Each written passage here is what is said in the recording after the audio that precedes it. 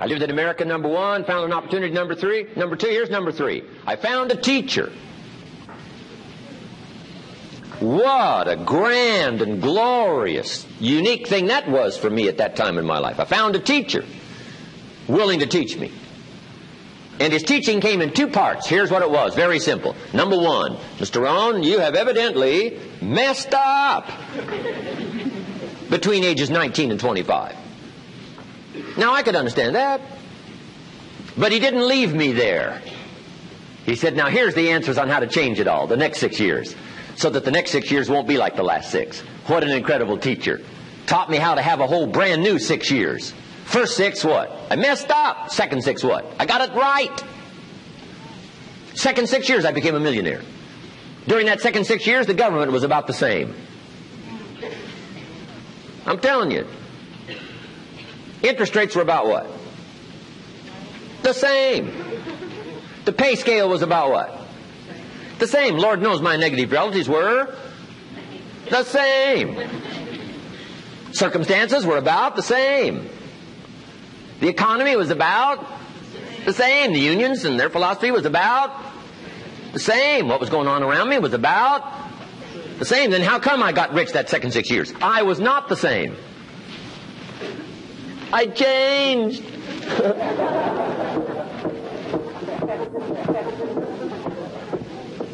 You say, well, Mr. Rhon, if you can do that, can anybody do it? Yes, I invite you on that journey. Anytime you want to. You can stay the same so that the next 6 years will be like the last 6. Take a look at the last 6 years. And I'm telling you, the next 6 years of your life is going to be like the last 6. Unless you want to count on this short list that we call not much list.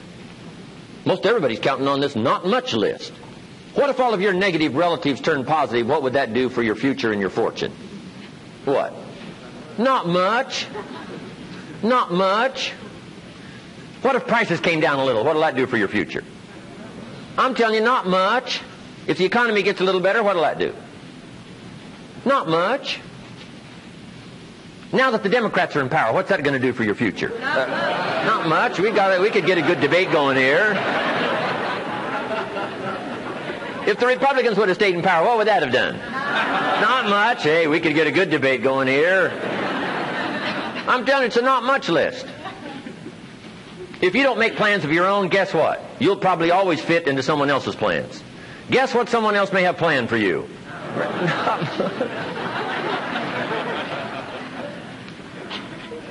Then what's going to make the difference? You're going to have to make the difference. You're going to have to take charge.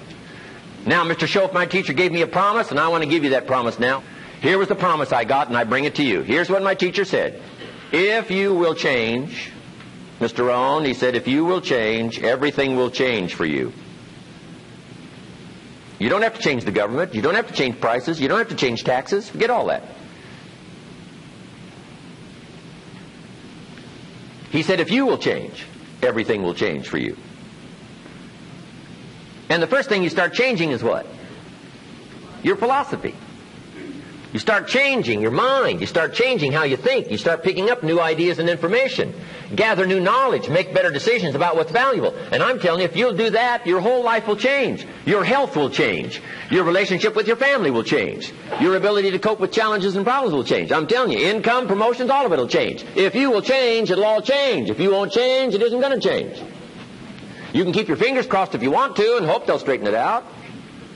You can wish for the wind not to blow quite as severe, but I'm telling you, wishing for the wind to change in your favor, we call naive at best. Don't do this any longer. Wish for a better wind. The key is to wish for the wisdom to set a better sail. Utilize whatever wind it blows to take you wherever you want to go. That is the philosophy I picked up at age 25, and it revolutionized my whole life. And here's what I found. I found it was easy. I got rich by the time I was 31, and it was easy. Now, here's my definition of easy. Got to jot this down. My definition of easy, meaning something I could do. I figure if it's something you can do, it's easy. Now, here's a parenthesis. Parenthesis. I worked hard at it. I found something I could do, which was easy, but I worked hard at it. I got up early and stayed up late, worked hard that 6 years. But what I did was easy, meaning it was something I could do. You say, well, Mr. Rhon, if it was so easy, how come everybody else around you during that 6 years, how come they didn't get rich? Here's why. It's easy not to. How else would you describe it? That's it. You say, no. For all of the rest of them, it was hard for them and it was easy for you. That's not true. You couldn't debate me on that in front of this intelligent audience.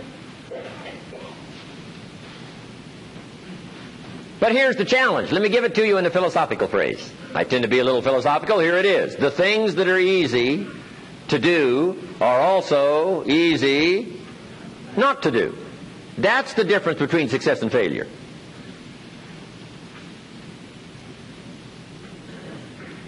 So you've got the choice here today of one of two easies. Easy to or what?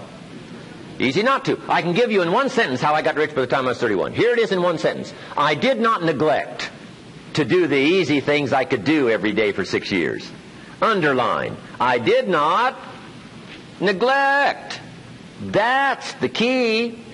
I found something easy I could do that led to fortune, and I did not neglect to do it. Major reason for not having everything you want in America.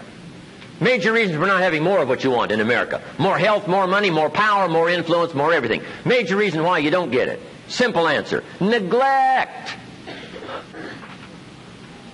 Neglect. And here's the problem with neglect. It starts as an infection. And if you don't take care of it, it becomes a disease. And here's what else is the problem. One neglect leads to another.